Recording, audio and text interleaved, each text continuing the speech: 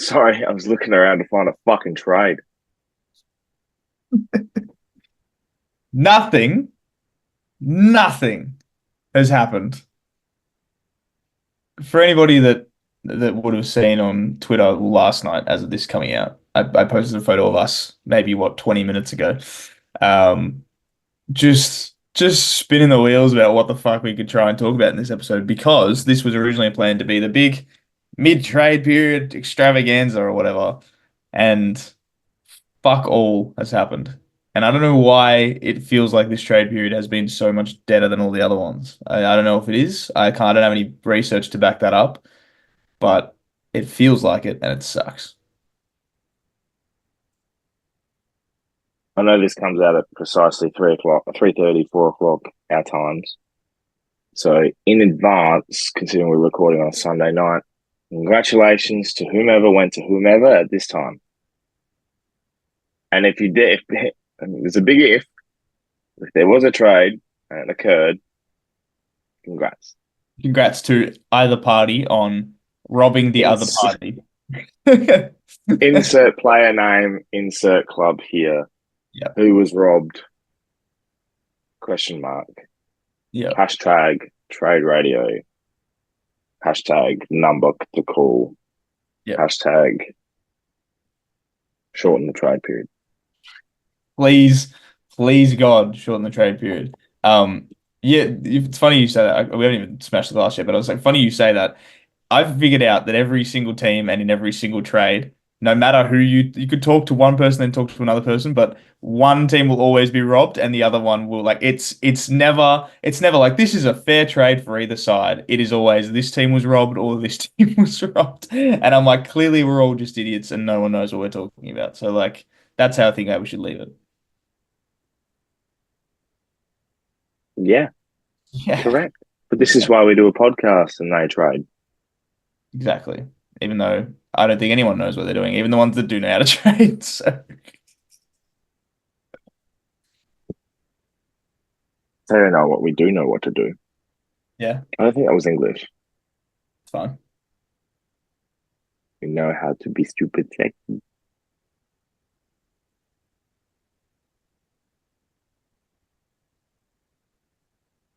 I'm assuming there's a smashing glass coming here somewhere. That's the play of the game. That is the play of the game. The impossible angle, and he puts it through. Importantly, danger, danger, danger, danger. Butler, Butler, Butler, Butler. Get around him! Get around him! Edge of the seat. Hello, everyone. Welcome back to the Glass Table episode 66. It's about as much as anything, really, is what's happening at the moment. We're back, Jared, so welcome aboard. Welcome to the cruise that is this episode.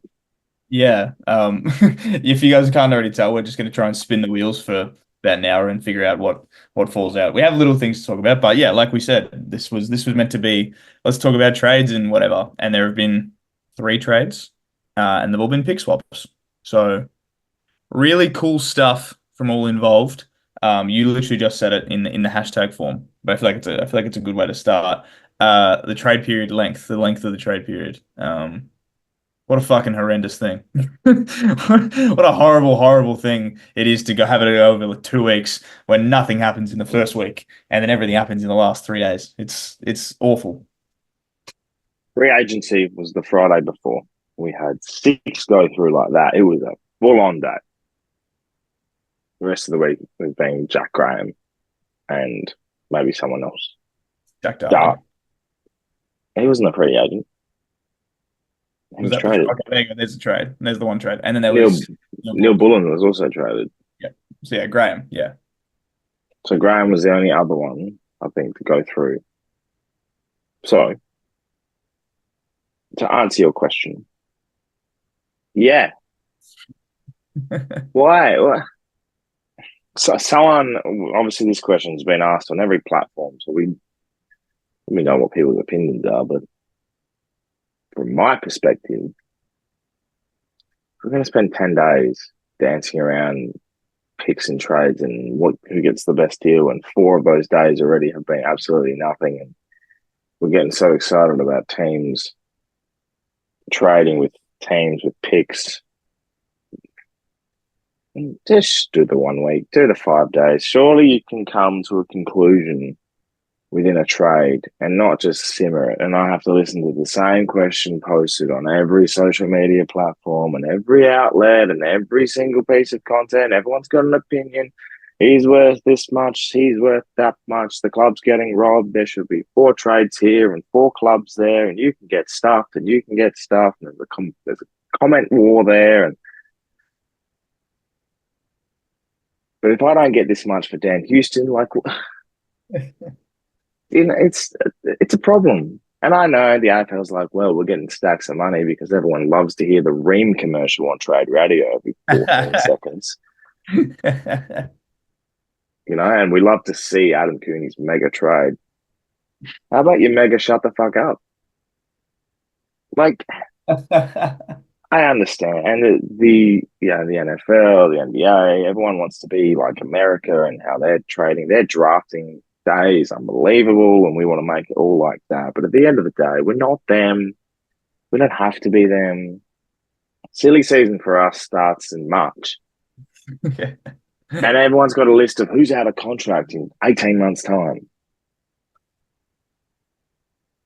But, like, why do I have to sit here and be conjected to all these sources and all these, media outlets, and then all the fans complain and whinge, and then I see Fox Footy, everyone's got a fucking podcast.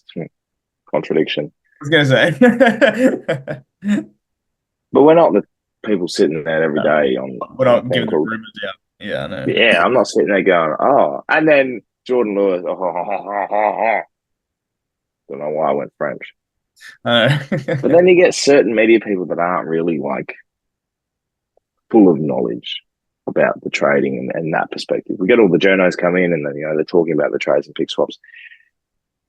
When someone comes out and suggested that a player to unlock a deal, Ollie Lord, has to be traded to Collingwood for Dan Houston, who also plays for Port Adelaide, like Ollie Lord, Dan Houston can get to Collingwood. So a player from the same team will unlock a trade from a player from the same team to go to that other team.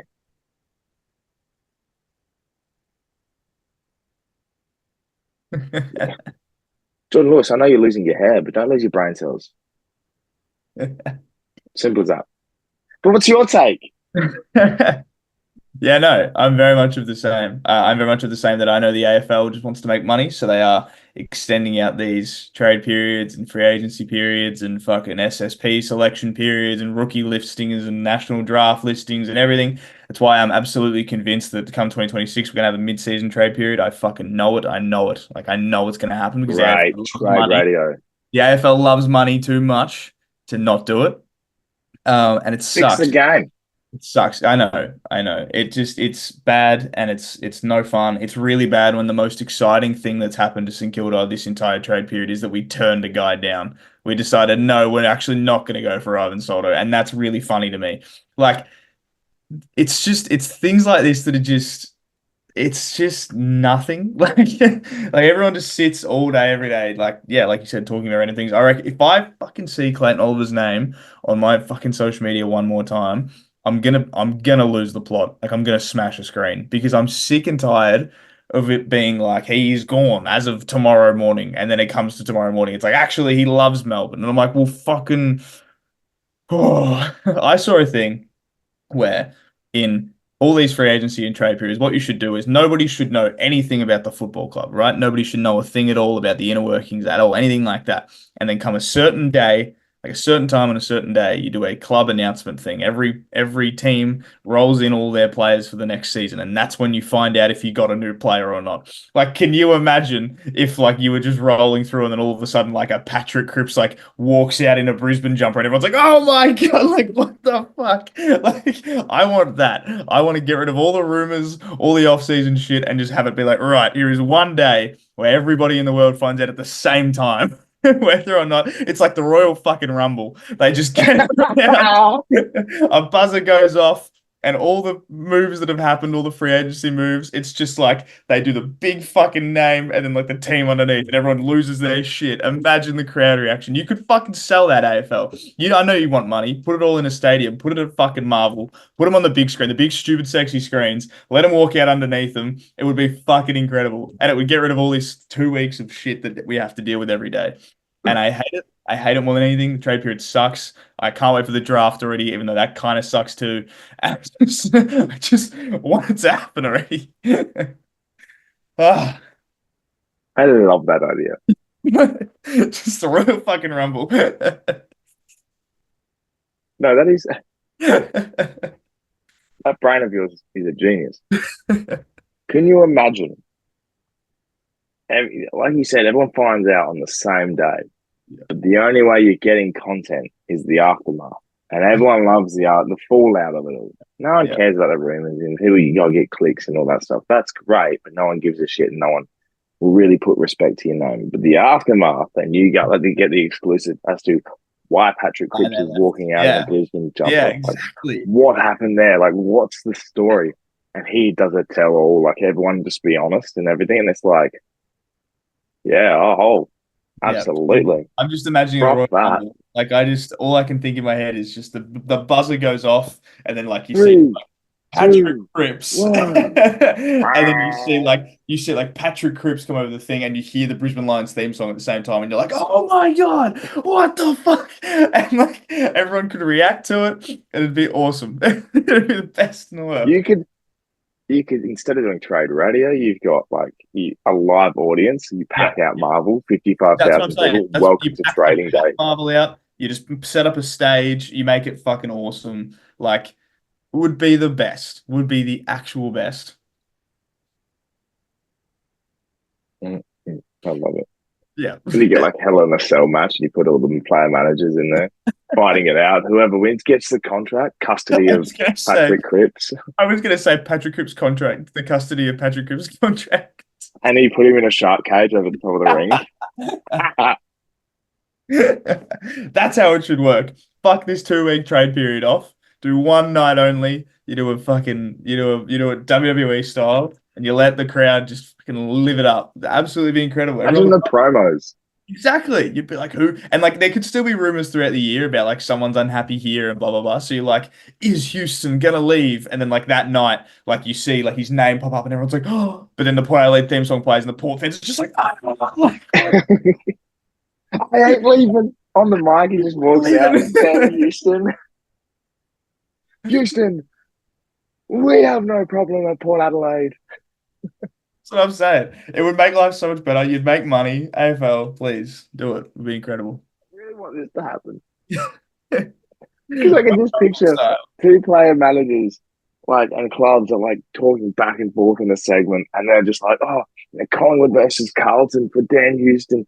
Who's going to get it? They go back and forth with trading ideas, and then North Melbourne's music hits out of nowhere.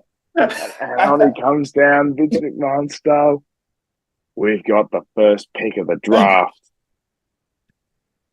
See, there's so much room for potential here, and nobody wants to do it. Why listen to trade radio? But you can listen to this. When you can hear these sensational ideas. Why don't you just contracts are becoming pretty much non-existent or non-important. Yeah, no one gives a fuck about them anyway. Yeah. It's only about the money, right? So you put a player value on the player. Mm-hmm. And just like the Royal Rumble, but you twist it in a way where you do it by value and they walk out. But there is no player linked to a club. Like, you're not playing for a club. Every year, you just put it in a draft pool and clubs go pick. Fantasy trading. I was going to say you do it IPL auction style, and it's just like, fuck it, figure it out. Like, you guys have this much money. You have this much money, figure out what kind of team you can make. And it's just like, all right, you can sign like a marquee player, but everyone else can just fuck around and just figure it out.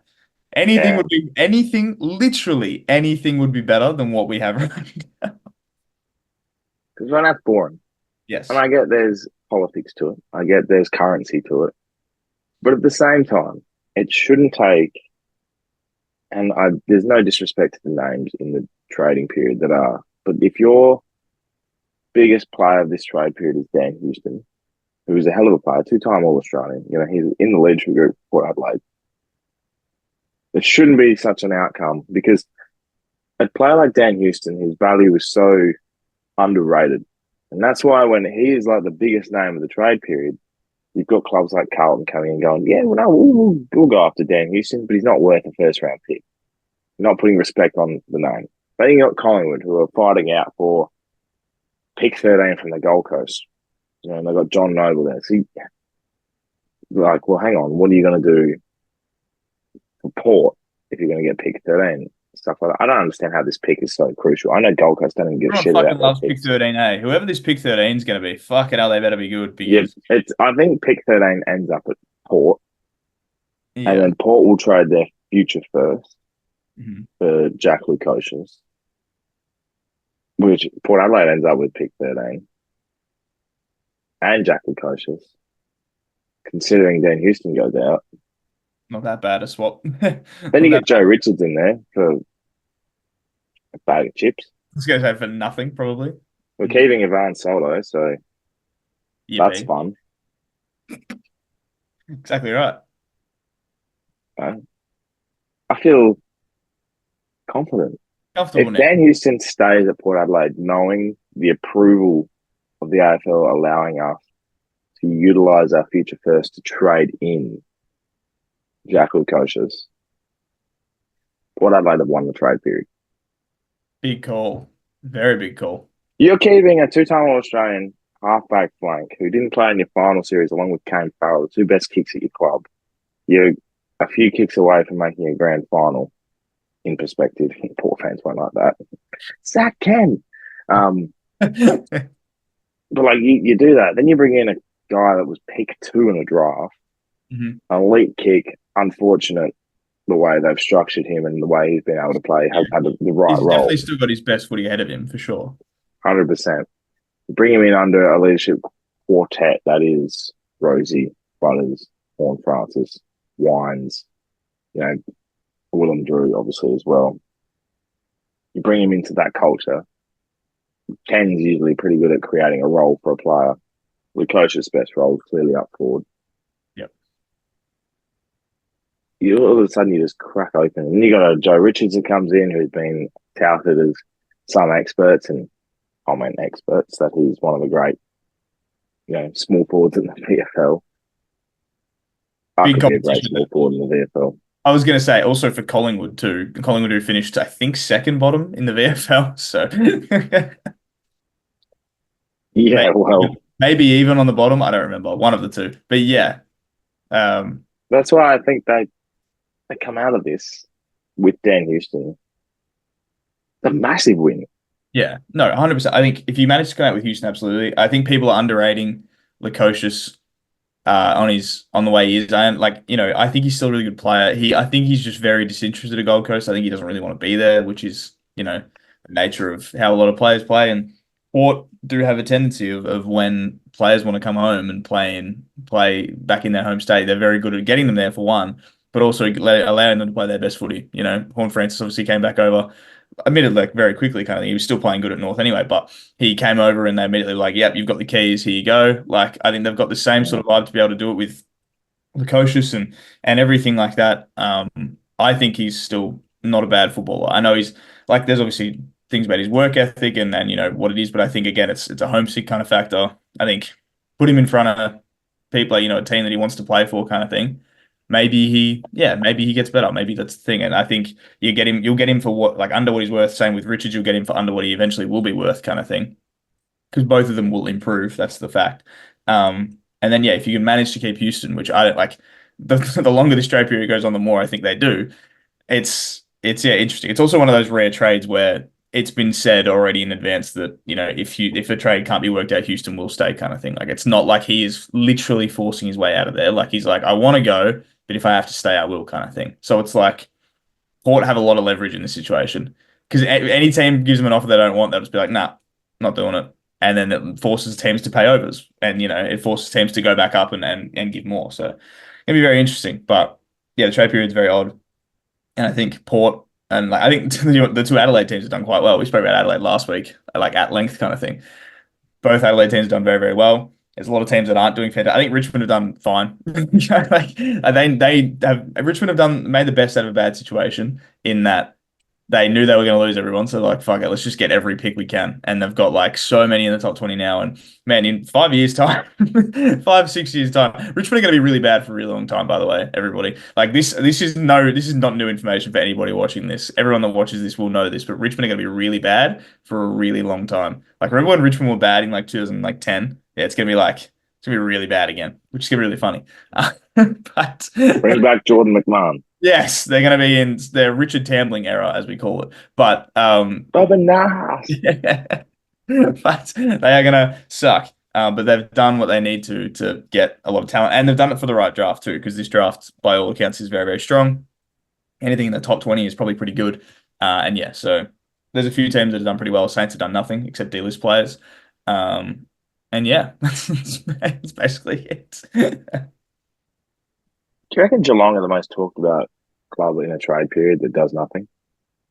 Well, they still might do something, I suppose. That's the only difference this time is like, But that's what I'm saying. Like, might do something. yeah, I know. They're not doing a team that anything. doesn't actually do that much early doors. Yeah, they don't. They don't. But the thing is, they always seem to get it right. The players they bring in, like, they seem to bring in these players that just do enough. Like obviously they've also got very lucky in like they went for Jack Bowes who wanted to go there and they got him and a good pick. Like they seem to always find themselves on the right end of a good deal. If they go for Clayton Oliver, it's because Melbourne are just trying to get rid of him, kind of thing. Like, they seem to find themselves in a good spot. The only one that's going to probably kill them is the Bailey Smith one because the Dogs are not budging on Bailey Smith at all. They are like, we need a top 10 pick or it's nothing.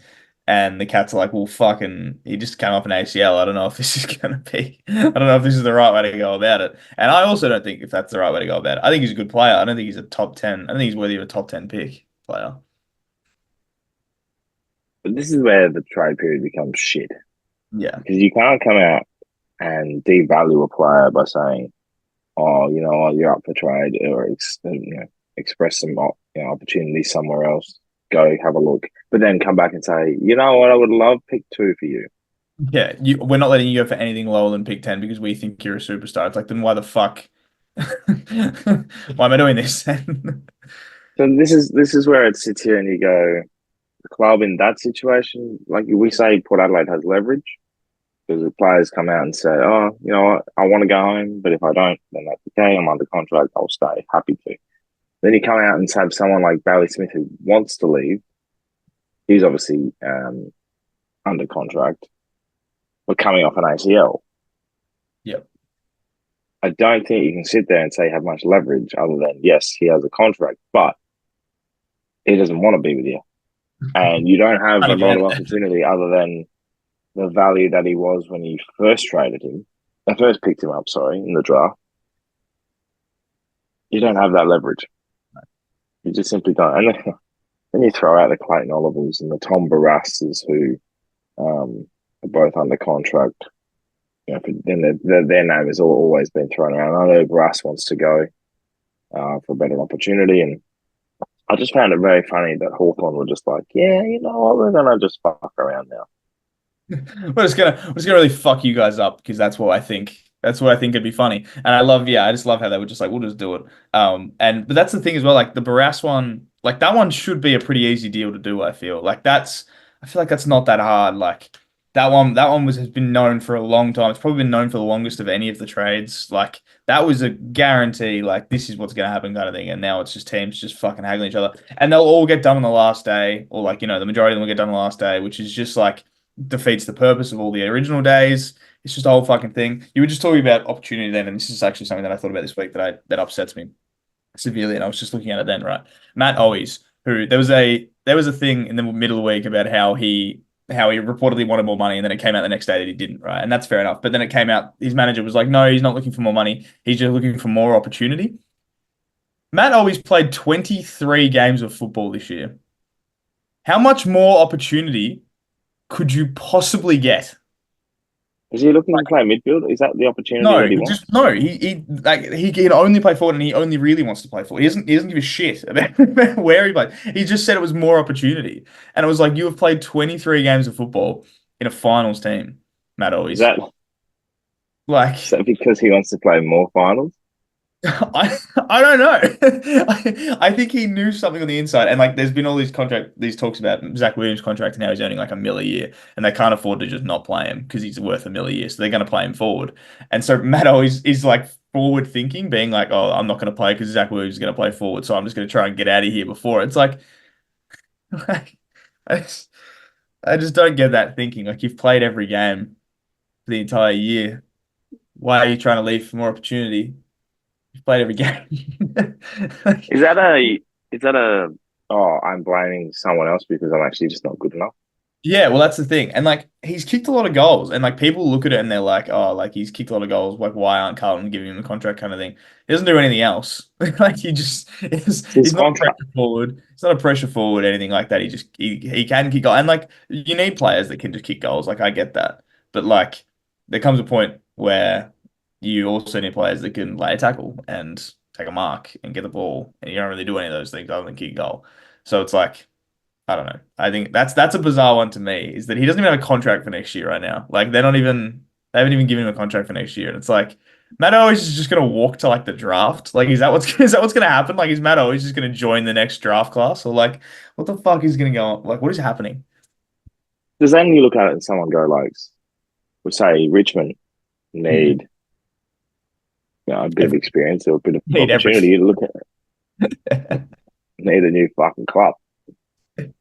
You Yeah. just sit there as a Richmond. You're like, oh, Matt Owens, he's going to be free. He's only Pick him up. 27. Yeah, like, Bit of experience. He's had 2 seasons in a row where he's kicked 30 goals plus. why wouldn't you just if he's not looking for money, you may as well pick him up on a cheapish contract and let him be the star for a few years. Like you can tell him, be like, look, we're not going to be good, but you'll be the star. Like you'll You kick the stay most in goals in our Victoria. team. Yeah, yeah. You don't have to move. Like you'll kick the most goals in our team. Like it's weird that no team is just like, yeah, we'll take him anyway because like he's still a goal a game guy. Like he's got like over a goal a game. You need that at some point. Like you may as well just pick him up. But it's just very funny to me that he's like his whole thing is I need to leave for opportunity when he played every game in a Carlton team that underperformed and will probably be better next year. I don't know, just bizarre. All hypotheticals, Jared. Just like I this mean, whole fucking trade period. exactly, it sucks. But here at the glass table, we don't talk if buts and maybes. We talk absolute. Absolutes. Hmm. It's absolute. Hmm. This trade period is as boring as the Bathurst race today. I'll put a poll up about that. Yeah, good call. I didn't get a chance to watch it, obviously, but from what you told me before this and from what I'm going to assume the poll results are, good thing I didn't. It seemed bad, and yeah, no. But when Bathurst is on, it just describes a perfect Sunday for me.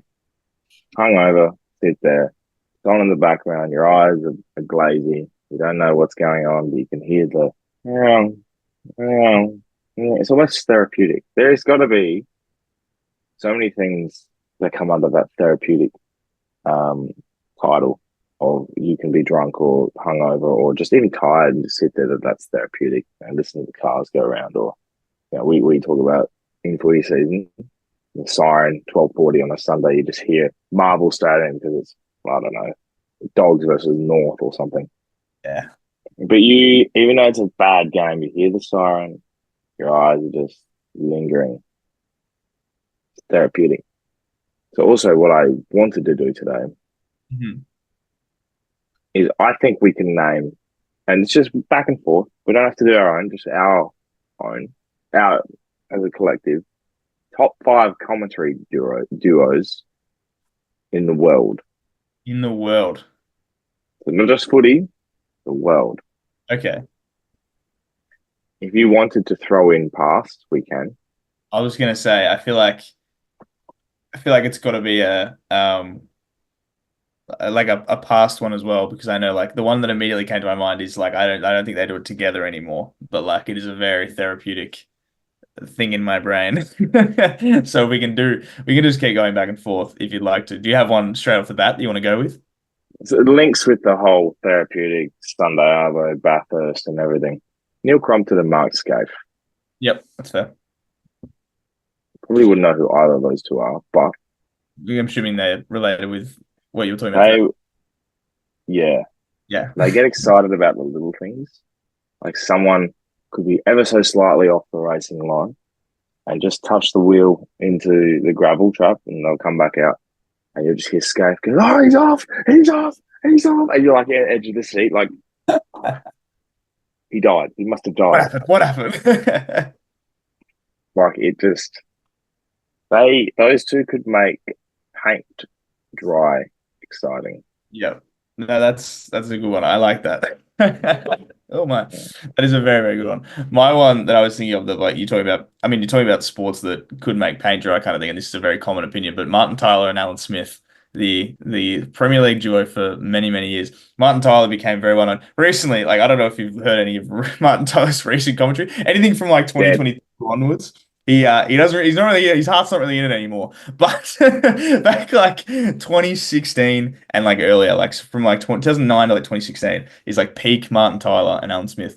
Martin Tyler had some of the great commentary lines of all time. And it is a classic. Like you listen to it and firstly think of FIFA as well, of course. But like Martin Tyler Mm. himself, just the specific lines that he had, Alan Smith just doing like the sort of analysis and stuff like that. Martin Tyler alone had some unbelievable goals. And I think the reason I think of it as so therapeutic is because I was watching the games that I was watching that those two commentated was happening at like 2:30 a.m. here. So I was barely So awake anyway. is that one of your late night FIFA sessions or Yeah, that's what I'm saying. It would have been a very late night fever. My eyes were probably like this, and I was barely awake anyway. So that's why it's like in my brain as very therapeutic, very like calming because I was always almost asleep whenever I heard them anyway. So it's always just set in that brain anyway.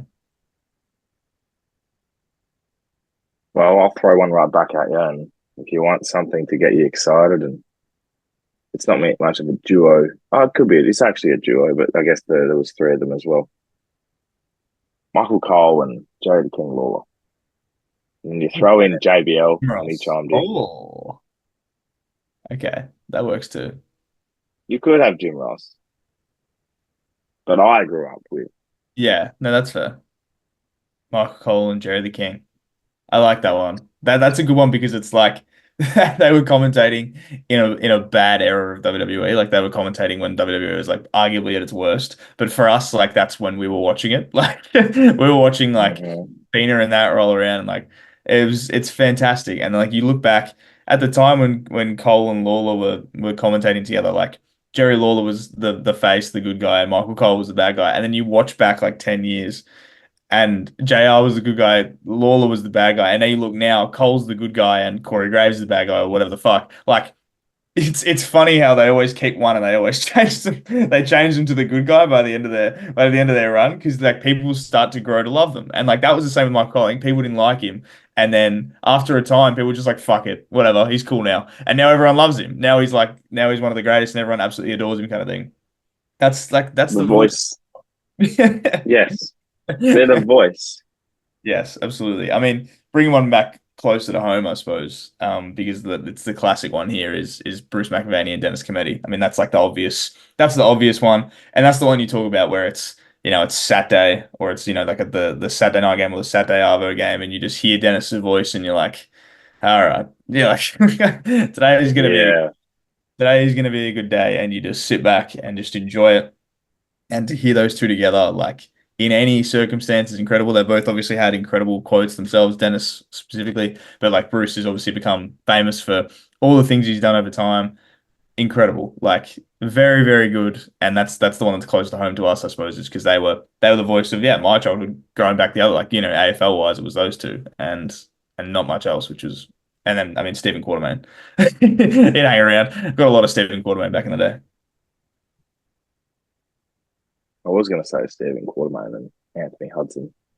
They never really did anything together. Just more More that you thought of though. That's like the childhood commentary duos. You have so many topics on that.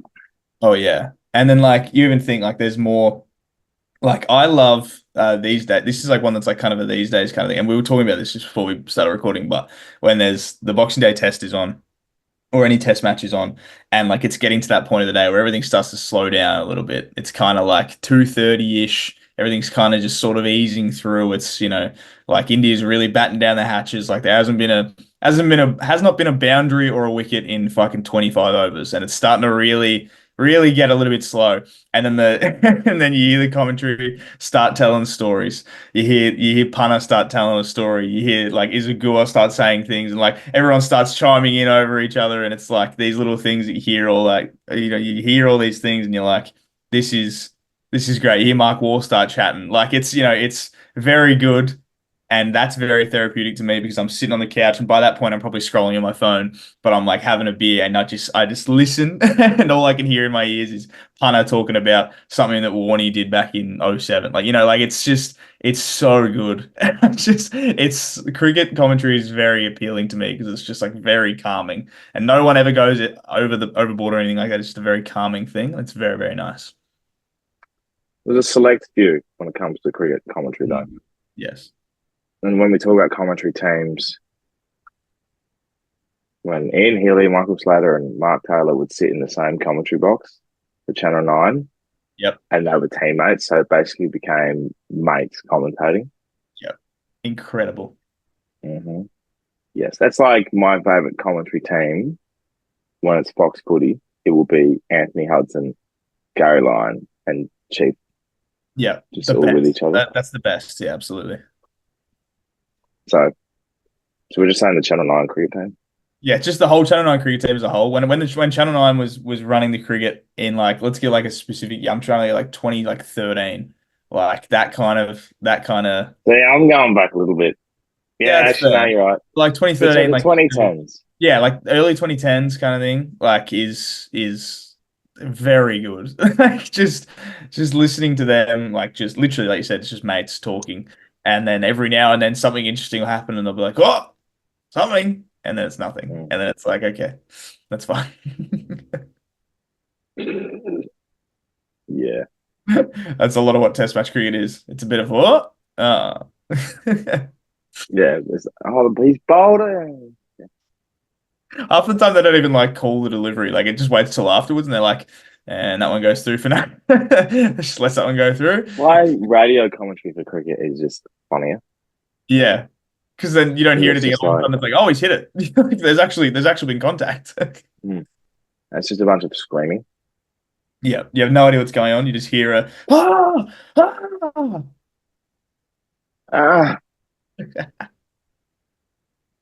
It's like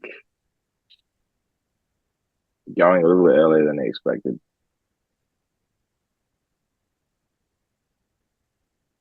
to the shops because it's a surprise. And to everyone involved. And they weren't expecting you to be there. And it's a weird feeling. The HL fastest pit stop.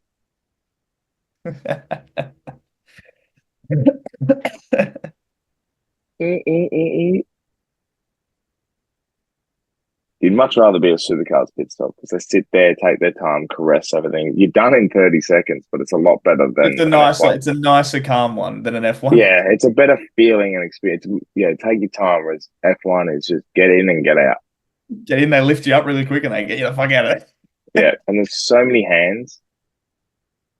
Whereas the supercars only have like 9 pairs of hands. A lot more space. Yeah, room to maneuver, they would say. Wish the fucking trade period was sponsored by DHL. Would be done by now. It would be done. Fucking stupid, but that's fine. Has Matilda Scholes become the poster girl for AFLW like Taylor Harris did with her iconic years ago photo? Is that the greatest mark in AFLW history as well? I was about to say, I think that's the best mark in AFLW history for one. I don't think it's going to become as iconic as the Taylor Harris one, purely because I think like Taylor Harris was obviously more of a household name at the time when it was happening, or more of a name at the time than the Matilda Scholes thing. But like, you look at that mark, and like even the biggest fucking pricks in society will look at that mark and be like, that was pretty good. Like, that's when it transcends, like when it transcends the absolute fucking losers that are the majority of AFL Twitter. Like when it transcends that to be like, yeah, it's actually pretty good. That's when you're like, yeah, fucking it was pretty good because it was incredible. It's an unbelievable mark. And it was even like one of those ones where like you look at it and you're like, fucking wish I could do that. Like, not bad, Matilda Scholes. Very good. Went back and kicked the goal, I think, too. Didn't you? I'm assuming so. That's the best Yeah, part of it too. Didn't fuck it up. Went back, said, "This is my moment. I'm gonna kick the goal." I love her reaction to it, and she's got a. I wish more people had personality. The AFLW girls have great personalities. They They show do. They do a lot of celebrations. everything. A lot of They, good yeah, celebrations. Yeah, I've seen pre-match content where they're just it's like a mosh pit to a song. having fun. Yeah, Like, just I'm getting involved, like loving. hyping Yeah, up energy. Yeah, loving great. I'm so glad the AFL men's like, oh, great. We love behind the scenes photos of the players sitting in the corner with headphones on. it. Wow. Thank you so much. Yay. I thoroughly enjoy it. I really want to know what song you're listening to. Horrendous. That's yeah, like AFLW for all the faults of the competition, which I'm sure we're going to get into in a second. For all the faults that they have, Absolutely. the players know how to celebrate. They know how to have fun. Everything about what they do is about them having fun. And I think that's what's lost in the men's game is that players don't know how to have fun anymore. And Hawthorn are trying to bring that back, which I respect them for. They're trying to have fun with what they're doing, hence celebrations, hence that kind of stuff. The AFLW players have been rolling out the celebrations all year. I saw the classic boot shining one the other day. Have not seen that since fucking FIFA 14 days. Like that is, I saw the fucking boot up, and then someone's shining it, and I went, man, I haven't seen that in so long. That is like a retro celebration. I fucking love it. And people are doing everything. Like the other day, Georgia Prasparkas, because she was getting like a bunch of shit. Oh, May Prasparkas was getting a bunch of stuff about how like she was overweight and everything like that. So she kicked the goal, pulled her jumper up, and just pointed to her stomach and said, "Fucking what now?" Like, oh, just fucking unreal. I love it so much. I love what they're doing. They just have fun with everything. They know what they're doing. They know how to have fun and have celebrations and everything like that. Just Liv Purcell is wearing a mask right now, and she kicked a goal today, and she just immediately does the goggles. And I was like, fuck yeah. Like, it's so good. I love how much fun they're having. It's really good. What gets lost in the landscape of AFLW. Yes. And I wish the AFL would fucking acknowledge it. Because you know what? The girls are exactly right. You're like exactly like you said. They're there to have fun. This is their opportunity. This is their moment. And a mark like Matilda Scholes should be recognised and valued and posted as an advertisement for what the AFLW is. Yep. They're a great goals kick every single day that the AFLW is played. And at the moment, it is every single day. The thing with it is we instantly, as football fans, sit here and what the AFL has made this and the dictatorship that they've become, by the way, they're doing everything possible to ruin it. You want a condensed fixture. You want to play games every single day. It's not right. It's not right. The AFLW girls are basically being held at ransom to do exactly what they have to do. Rather than we sit here week to week, we play 10 matches on a week-to-week basis, plus finals. We enjoy these celebrations. We get moments like Matilda Scholes taking that great mark. And it's posted as a celebration. You know, the girls are doing their thing. They're having fun with it. But no, we unfortunately have to have multiple games per week, the double up games. We're getting games played 5 o'clock on a Friday. We're getting games played like Essendon and Western Bulldogs, who the Dogs haven't kicked a goal in 2 weeks. You know, there unfortunately are just things out there that have become a negative aspect of the AFL that people like to drag out and make the big poster and make the big image of what the competition is. It's never going to succeed if we're celebrating the wrong things. Yeah. 100%. Never.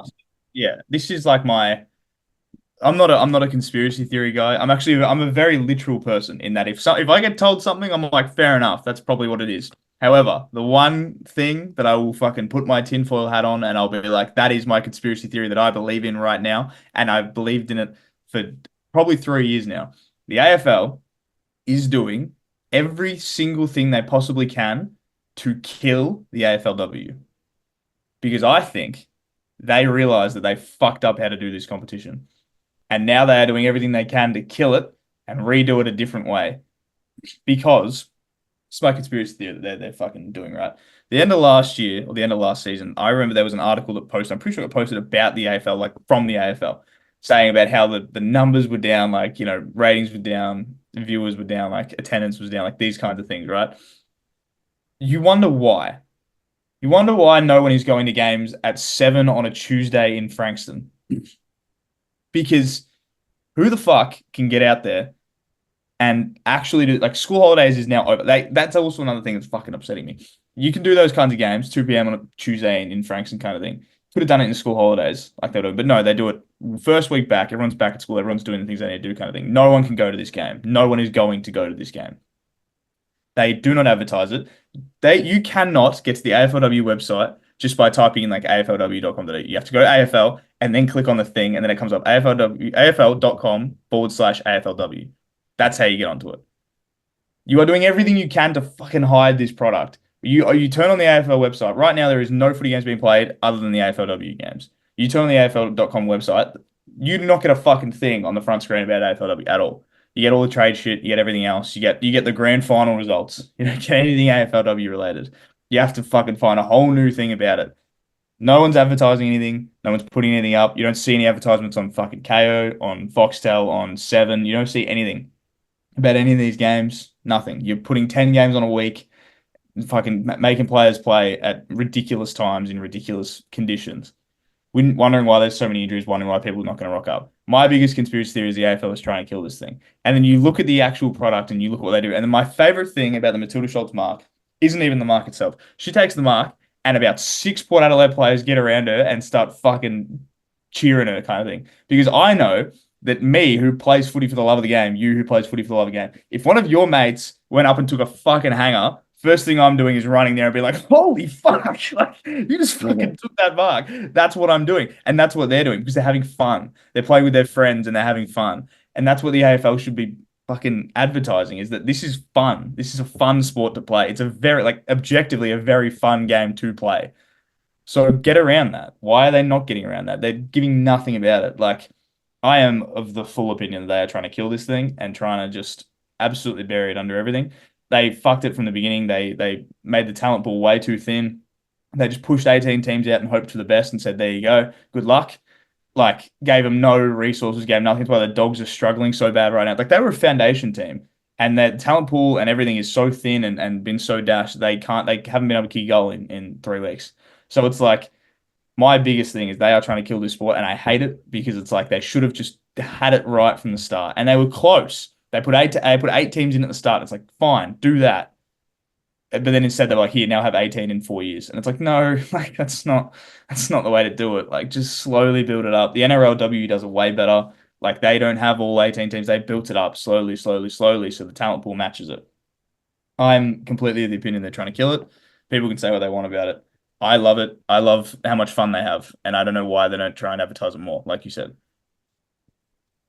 There's talent pool is a whole different talking point, because I think part of that as well. I know the investment has to be there, but at the end of the day, it's not the AFL going to look for your players. So I think the club has to take some of that responsibility, because you're choosing from what is a thin talent pool, but at the same time, if you want to exploit that talent pool as the last drop, your club's going to be making the right decisions. I'm not saying that's completely why the Dogs are failing at the moment, but the AFL is now in a position where the AFLW is big enough to hold its own. Because, you start to be there and you're like, all right, it's broadcasted. They have sponsors. They have Pride Round. They have these opportunities. They're starting to be names are becoming household names. Ebony Marinoff, these players are becoming players you're going to stick posters up on your wall. And that's what the AFLW should be. That poster of the mark that Matilda Scholes took, that clip, everything should be made as an advertisement for the AFLW. That's 100% That's it. what Yeah, 100%. that's what it should be. Yeah, and like you said, right now, and this is what shits me more than anything in the entire world. Like it fucking like I get furious. I don't engage with shit on social media, but like the closest I ever get is when I see fucking people being like, oh, like fucking why are they playing? Like why are the scores so low? Blah, blah, why can't they kick a fucking goal? Kind of thing. This is their ninth year of doing it, kind of thing. Do you think girls could play footy forever? No. The problem they couldn't play footy forever is because of all these fucking same guys that are commenting, not allowing them to play, kind of thing. And now, finally, girls are getting the opportunity to play footy from 8 years old all the way through the proper talent pathways and everything like that. Every year, these teams are going to get better. Every year, these players are going to get better. But you cannot expect them to be absolutely fucking flying in the ninth year of the competition, the ninth season of the competition, kind of thing. Like, you look back at all the fucking AFL scores in the first 10 years. Tell me how many games were absolute fucking 90 to 85 classics. Like, tell me. There'll be none because they didn't know how to play footy. Like, grand finals back then were won like 14 to 13. Like, that's how it was played. So I'm sick and fucking tired of, like, that's the biggest one that shits me is like, they have had the biggest roadblocks until now, and finally they're getting the opportunity to actually do it. And that is again what the AFLW should be doing is they should be advertising it. This is the next generation's heroes that are playing right now. The generation that can literally start playing from 8 will be watching the players that are playing right now. The Ebony Marinoffs, the Jazz Garners, all these types of players, the Mon Contis, with posters on their walls being like, I want to be them growing up. That's how the AFLW and the AFL should be advertising it, not as like we are incredible kind of thing. They're like, we are the future of this league. We are the future of everything. We are wanting the future to continue to come through. And if they keep fucking it up, they're gonna fuck up the pathways again. And you can't tell me the game isn't growing because the AFLW, I know every club, basically in amateurs right now, will probably be almost putting out an expression of interest Yep. going forward, no matter what division, yep, what club, whatever the case may be. I know Sposs are going to be putting one out, expression of interest. So come join. they're a chance. You can have presentation nights like you did last night, which is why we didn't actually talk about this really at all. But Ant's hung over today. We're back to regularly scheduled programming. Ant's hung over today because he had his presentation night last night and got wine drunk. It's bad. So go and join Sposs's women's team and So you can get wine drunk with me. yeah, go get wine drunk and enjoy the presentation night. Yeah. Anyway, enough about that. We asked a question this week, and that's enough about the AFLW. It's going well, girls. We support it. Don't worry. Don't let anyone tell you what you can't and can do, because you can only decide what you can and can't do in life. At the moment, you're doing a superb job. Yeah. The Dogs might have to figure goal kicking problems. I'm not judging. I'm not judging. That's the only thing is they got to figure out how to kick a fucking goal, but that's different. But anyway, yes, we had a question this week. We did have a question this week. We asked the question, which player could have been absolutely anything, but didn't quite hit the heights you'd expect? Yes. So the two that we had in the original tweet was obviously Ben Ronk, who had one of the all-time great games early doors where he kicked like 7 at the G against Hawthorn. Incredible. So that's one where everyone was like, fuck, maybe he's going to be the second coming, and then he wasn't. And then the second one there is Harley Bennell, which was a bit of a different situation in that every time he would go to a new team, you'd be like, maybe this is his chance. And then he just wouldn't. He went to Freo and it was like, here we go, and nothing. And he went to Melbourne and it was like, here we go, and it was nothing. So he was, I've heard rumors, he was also nicknamed the package. But it wasn't because he had everything, because he was sent to different clubs. he was shipped off. He was signed, sealed, and delivered to every club that would take him, pretty much. Hey, Freo, sign here. Hey, Melbourne, you need a guy that's going to play one game for you? Ta-da. Have Harley Bennell. But yes, so the one that I said originally, or the one that I said in mine, was Eli Templeton. I actually don't know Mm. why I think Eli Templeton in my head was such a guy that I thought was going to be incredible. He was playing when we were really bad, and it was just he had long blonde dreadlocks, and I was like, this is just what I wanted, kind of thing. And he was like, I loved him, and then yeah, just injuries and hamstrings and concussions and all that just sent him away. And now I think he's playing. He's playing somewhere in Victoria. I don't remember where though. I don't have a particular one. Obviously, Port fans would say John Butcher. I think one of mine personally was Sam Colquhoun. But the one I can speak about for many, and I think just an AFL in general, player that should have been something was nothing in the end. Jimmy Toumpas, Jimmy Toumpas, well, classic name. One of those names you hear all the time. Jimmy Toumpas. terrible player. Horrendous footballer. Melbourne fucked their drafting in the early 2010s and late Yeah. 2000s. Yeah, they 10 to 2000s, I should say. you looking back, there is just a litany of players that should have been good. That was a big word. But like you look back, there was Trengrove, there was Jack Watts, who was fine-ish. It was fine. What's the matter with that? There was Frawley, who was good, but better for Hawthorn than he was for Melbourne.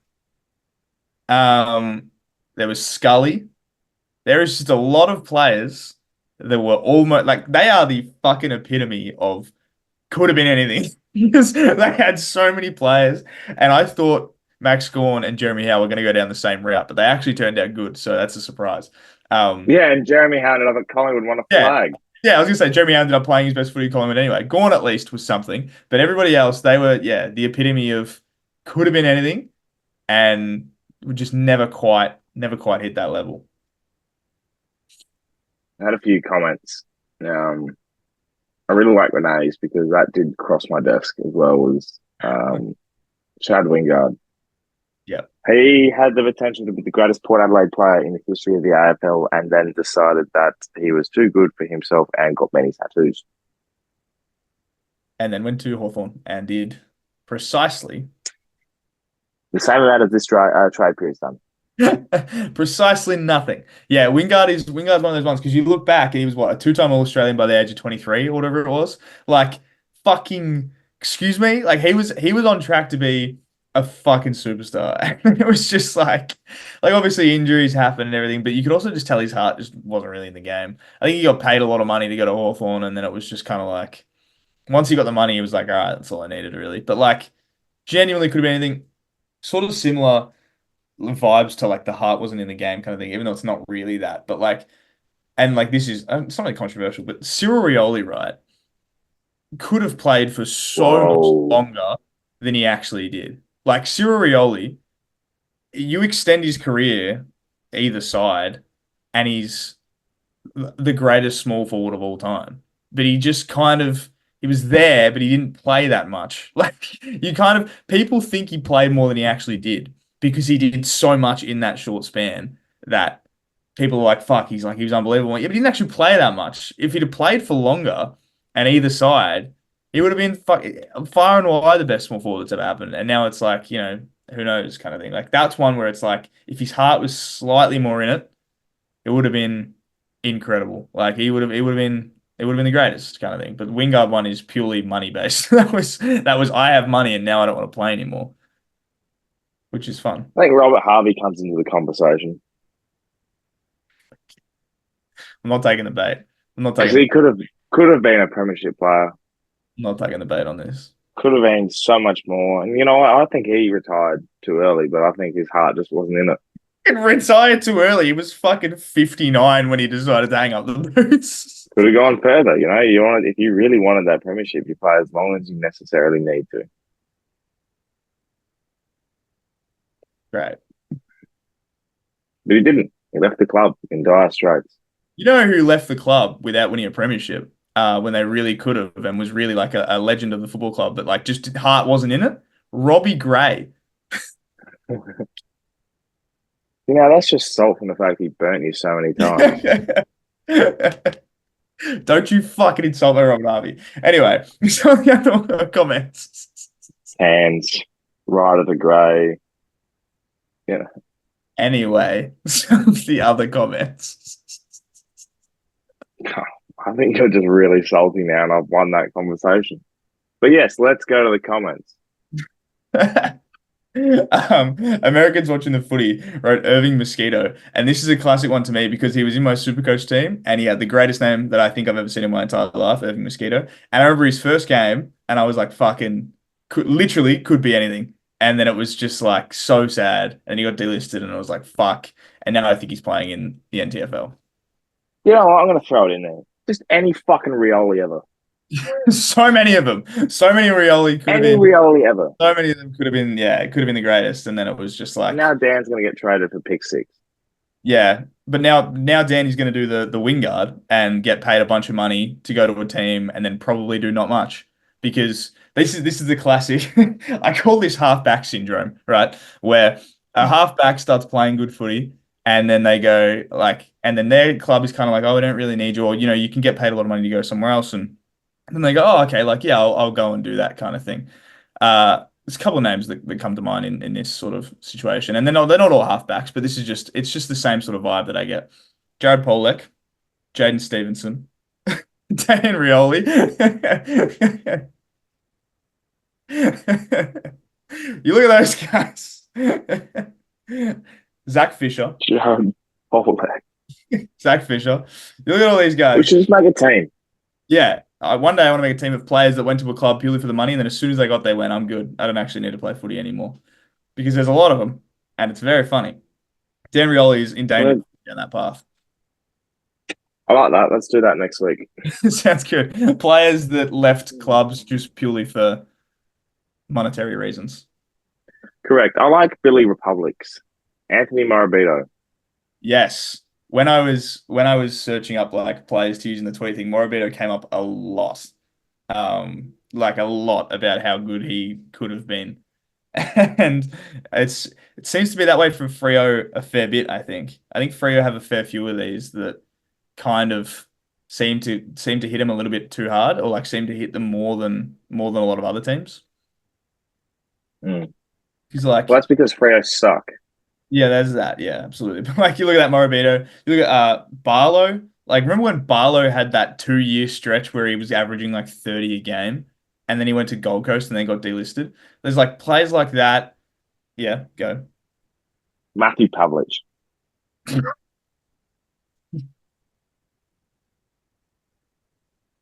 Again, another thing where the club needed you to stand up in a moment that you should have gone off, but instead you retired and got soaked in to be traded to the media. I was going to say to fucking commentate equestrian in the 2024 Olympics. And frolics his little hair around. He just loves it, Matthew Pavlich. But no, like you look at Morabito, you look at Barlow, Lockie Weller comes to mind. Aaron Sandilands. Aaron Sandilands. But like Lockie Weller, Lockie Neal was there, obviously. They had so many players where it was like, could have been anything, and then just weren't quite. Josh Carr. Josh Carr. Yeah. Josh Carr won a flag at Port, went to Freo, and then came back because he was like, actually, I don't like it fucking here. Let's go back to where That's happened to Freo a couple of times as well. Trent Crode was at Hawthorn. Then he was like, all right, I'll get traded for pick 1 and I'll go to Freo. And then he didn't like it. So he went back to Hawthorn straight away. Freo must have the worst culture of all time because people just go there and they're like, nah, not going back. Who went there? Everyone wants to go there, apparently. Yeah, everyone that's going west is like, I'll go to West Coast. And Freo's like sitting there like, we'd like a player. Yeah, hi. We've got more chances than them. Also, one that's more like thinking right now, Will Brodie. Remember when Will Brodie averaged like 28 a game and now he can't get a game? And I'm like, what the fuck? Like, it was so good. That's a great call because Will Brodie was a very, very, very, very good pick for fantasy. Yeah, every time. It was always good. This one is very funny to me because this is obviously well before our time. But the number 1 draft pick in 1987, Richard Lounder, kicked 4 goals on his debut. And then the next 3 games, it doesn't say what the stats were here, were not as impressive and he did not play again. Number 1 pick, kicks 4 in his first game, then plays 3 more and then never plays again. I can understand why. It was in 1987 when the likes of, you know, Billy Brownless was rolling around just absolutely steamrolling people. So Is like, that Billy Brownless in the photo? I actually do think so now that I look at it. Could very well be. Hmm. Oh, well, But we've got to be consistent. You can't just sit there and have one good game. it's Like I fair. was consistent and came runner up in the best and fairest. Like honestly, you and then compared to yourself, like you played a few games here and there, but half the year in Vegas, like some rich cunt. So like So I didn't get anything. Spot on. You're right. You're very right. it's like Robert Harvey. Like if he wasn't, if he wasn't so interested in post footy life, like he would have had the opportunity to be more consistent. I'm not even going to take the bait. The other comment we had on Instagram from Dobbo was Alex Johnson. Now this one sucks. The That's Alex a sad one. one, the Alex Johnson one. This one is very different to all the other ones. Well, I mean, kind of like the Morabito one's similar, but the Alex Johnson one is rough because he was, a second away. Like he was a few stats away from a fucking Norm Smith medal in 2012. He was incredible. And everyone was like, this is incredible. When he made his comeback finally, they were like, all right, this is the first of a real long stretch for Alex Johnson after a really tough time kind of thing. And then he did ACL again. And it's like fucking so rough. Like that one sucks. Alex Johnson has like one of the saddest stories in the AFL because you knew he had the talent. Like you knew that he had the talent. I guess the good thing, I suppose, is he is a premiership player, Alex Johnson, so he did get that, but could have been, as the tweet says, could have been anything, Alex Johnson. I have nothing further to add on that. Just feel sorry for Alex Johnson. I don't know. Injuries suck. Injuries ruin a lot of shit in footy and make a lot of players. I mean, we talk about him all the time on this, but Nathan Freeman played with top 10 pick, played 2 games, and because he just couldn't stop doing hamstrings. Like, players that were so up there. Paddy McCartan was a good player, and then finally found a role for the Swans in the back line, and then got that one more concussion that he just couldn't continue on. Like it's rough. It's just a shit thing to deal with. Nick Rewalt. Yeah, I mean Nick Rell and like Justin Kaczynski and all of our boys. Just too many injuries just towards the back end. Oh well. He's just trying to name all of my St Kilda legends to get me to say anything. Lenny Hayes, man, his last game he did his knee. He would have played another 450 games for us. He would have broken the record twice over. But his heart just wasn't in it.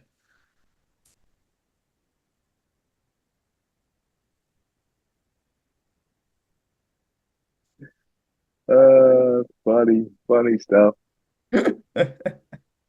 Getting you riled up and getting all hot faced and ready to go. So funny, man. But you know what? I can cheer you up. Yes.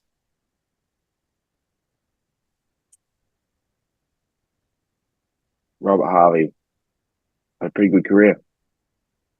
Some might say pretty average, to be honest. Unlike Robbie Grace, which is stupid sexy. Stupid sexy. There's a segment that we like to do. I'm not going to say anything until we acknowledge the fact. Robert That Harvey is had a stupid sexy AFL time. Yes, that's correct. Robert Harvey had a stupid sexy career, and we all know it. Everybody here knows it. We'll leave it at that.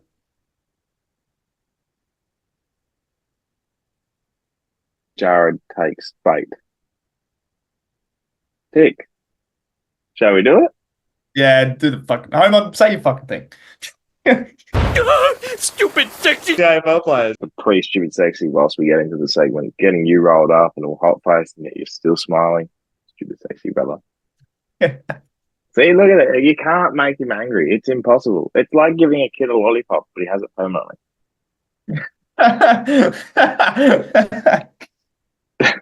I've never heard that before. That's really good. Thanks. I came up with that on the spot. That was really good. Yeah, thanks.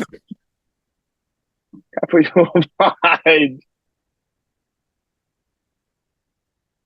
It's actually really funny. See, and now he's giggling. Like it's just life's good. Um, have you got one this week, or we got a joint one? Well, I believe we have a joint one this week. Now, we could say it's because we both have the most sincere love and respect for this person, which we do. However, the main thing is that we're really running out of ideas for this. And I think we've Yes, gone through most of the players and people that we can think of, and we're at really this time of the year, yes. yeah, it's getting to that point of the year where it's like I don't even know who exists anymore. I don't remember anyone's faces. Sorry, Yeah. that's just me scraping the bottom of the barrel. Bottom of the barrel, really just getting in there. Yeah. Yeah, most stupid sexy time. I do like to really get in there. So Really, really get still nice gotta hit and the no, you go.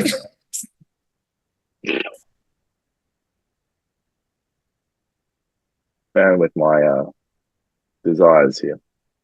Mhm. But no, um, we we decided because we are scraping the bottom of the barrel, but we do have a mutual respect for this man. He unfortunately announced his retirement from professional tennis, Rafael Nadal. Now, on behalf of us, Rafa, we'd like to thank you for a sensational, stupid, sexy career. Yep. Prime Rafael Nadal was the heartthrob of tennis. Yep. Every single little bum pick you had before serving, because it brought you luck, clearly. Might have to introduce that to the set shot routine. And four, for becoming a stupid, sexy person. Yes, the stupid sexy person for this week. Obviously, as you said, he has had a spectacular career, but not only that, he was the face. And he wasn't just the face because he was good, he was the face because he was good looking.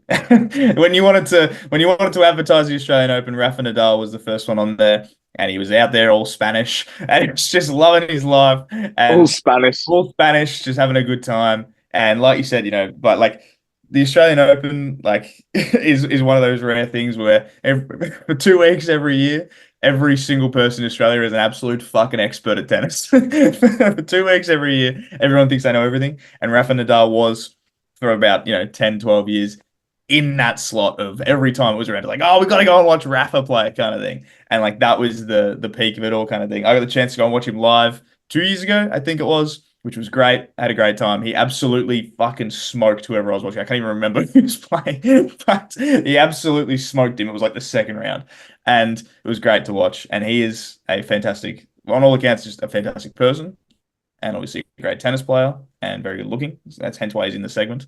And yeah, very sad to see him go. And now I think this is the sad part of it all is my my growing up on tennis people, the people that I watched growing up are starting to fade away, and it's very sad. I don't like it anymore. Obviously, Federer retired a couple of years back now.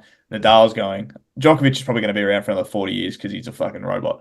But so many of these people are starting to go. It's very sad. And he's the latest in the line, but we just love him very much and have the most respect for the man.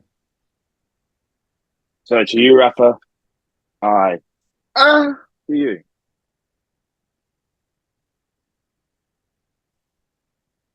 I salute you, my friend.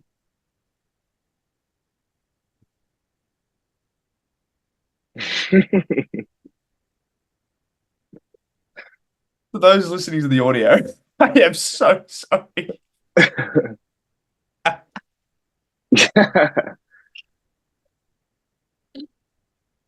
I just hit a forehand straight back to Yeah. acknowledge. Mhm.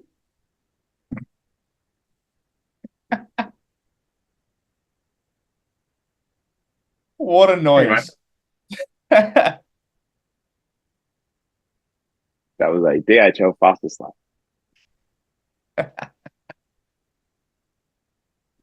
played. Oh, So we always used to say to Rafa. rapper's favorite saying. That was a THM.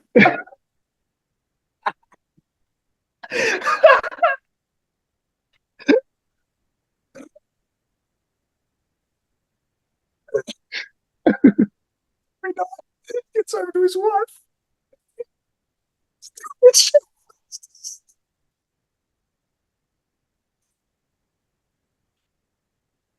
After it all, shakes her hand and shakes the umpire's hand. Straight sets. Oh, fuck. Oh, fucking hell. Oh. 66 episodes in, and the only sort of credibility and respect that we had left has just gone out the door. Now I'm sorry. Now I'm just picturing Nadal saying like really Australian slogans. Like he goes, goes home to his wife and kids, and he's just won his fucking ninth Roland Garros. And he walks in, and they're like, "Congratulations, love!" And he's like, "Lowest price is just the beginning." Yeah, I fucking bunning snagged that one, didn't I? Oh fuck! Oh Nadal. Oh.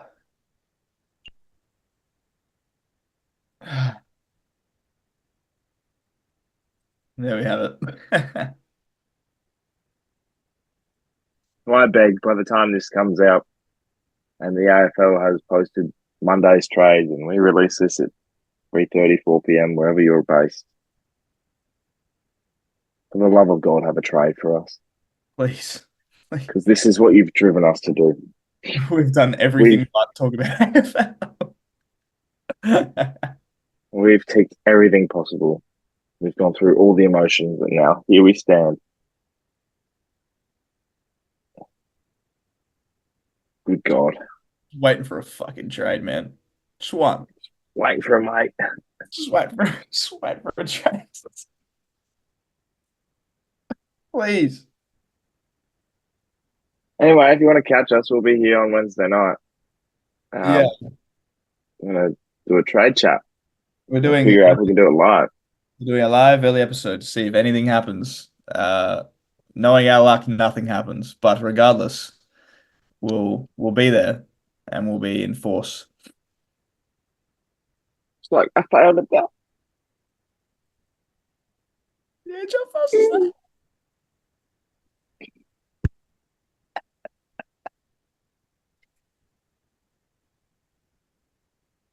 Anyway, yeah, we'll be here Wednesday. Do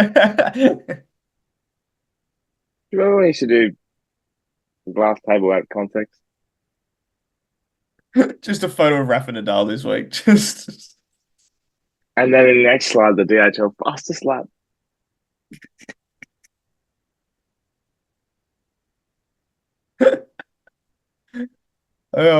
At the start of this episode, if you'd told me that we were putting those two together, I wouldn't have. It just proves that on this podcast, anything is possible. Unless you're Robert Harvey, who can't win a flag.